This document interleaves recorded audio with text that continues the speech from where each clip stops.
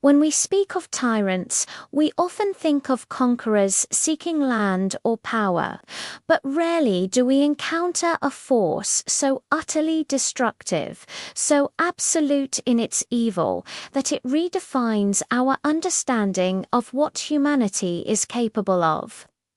This is the story of Adolf Hitler. A man who promised a broken nation glory and delivered only genocide and ruin. He constructed an empire of hate, mastered the dark arts of propaganda, and plunged the entire world into its most devastating conflict. His shadow still looms over the 20th century, a permanent stain on our history.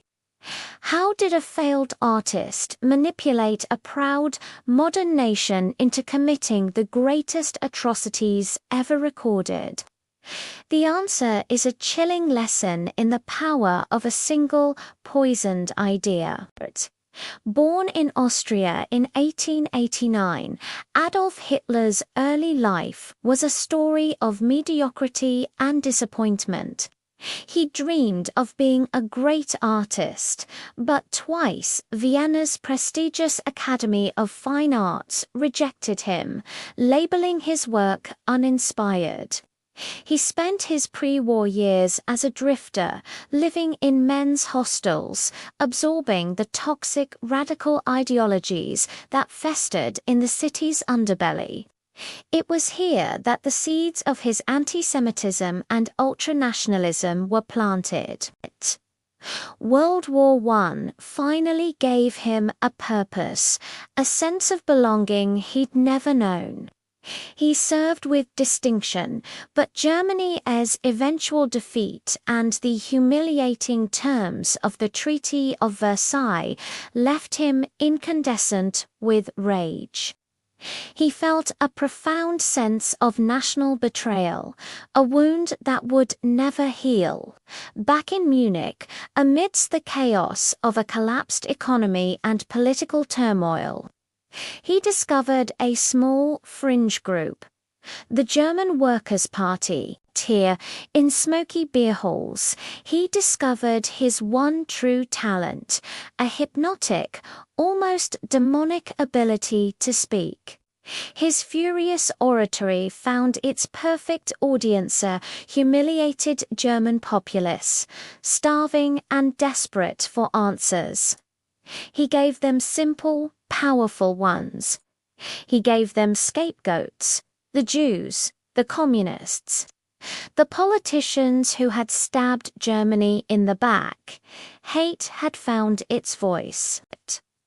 Hitler understood that politics wasn't just about policy. It was about emotion. It was about psychology. He and his fanatical propaganda minister, Joseph Goebbels, set out to weaponize the human mind on an industrial scale. They perfected the art of the big lie, repeating falsehoods so relentlessly that they became truth in the public consciousness. Using the new technologies of radio and film, they broadcast their message of hate directly into every German home. But their true genius lay in spectacle. The Nuremberg rallies of the 1930s were not just political gatherings. They were meticulously staged, quasi-religious theatrical productions.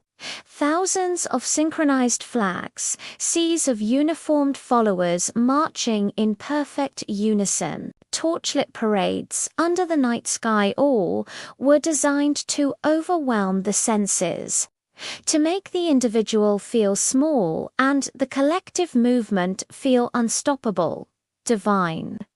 They crafted the myth of the Aryan master race, a biological destiny that promised Germans a glorious 1,000-year Reich. This potent cocktail of fear, hope, and manufactured pride proved irresistible. Within months, he used a fire at the Reichstag Parliament building as a pretext to suspend civil liberties. crush all political opposition, and declare himself Führer, the absolute leader of Germany.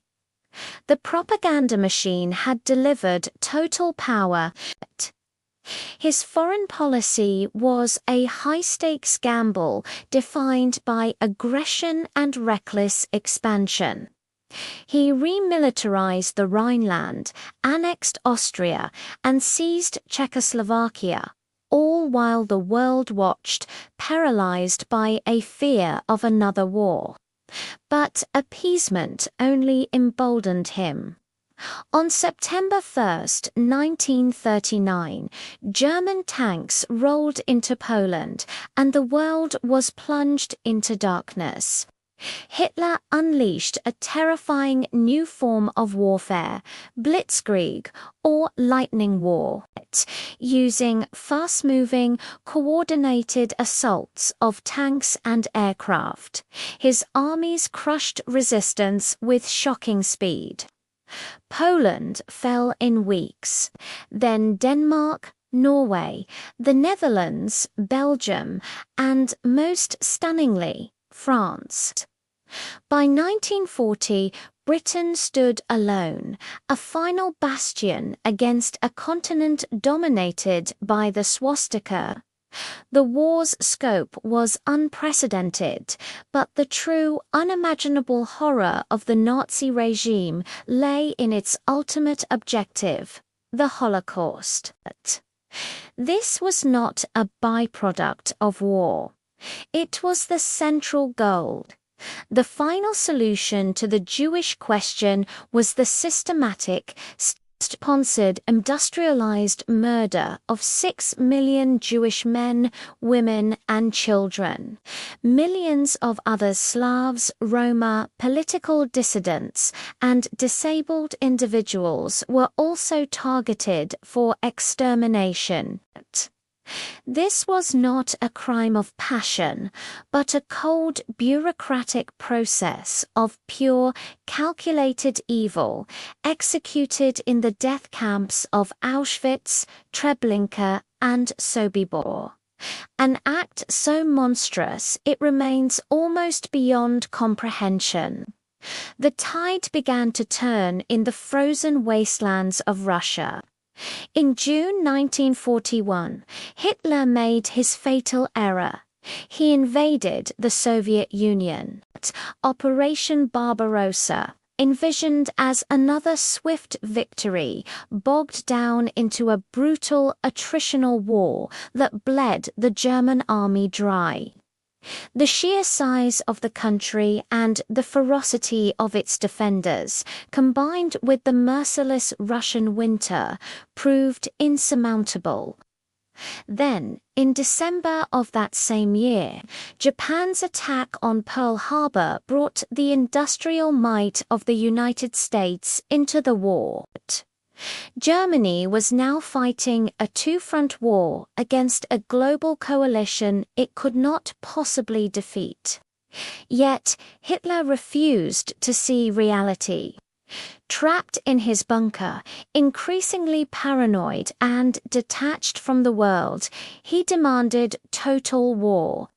He refused to countenance surrender, ordering boys and old men to the front lines, dragging his nation down with him into a final apocalyptic abyss. On April 30th, 1945.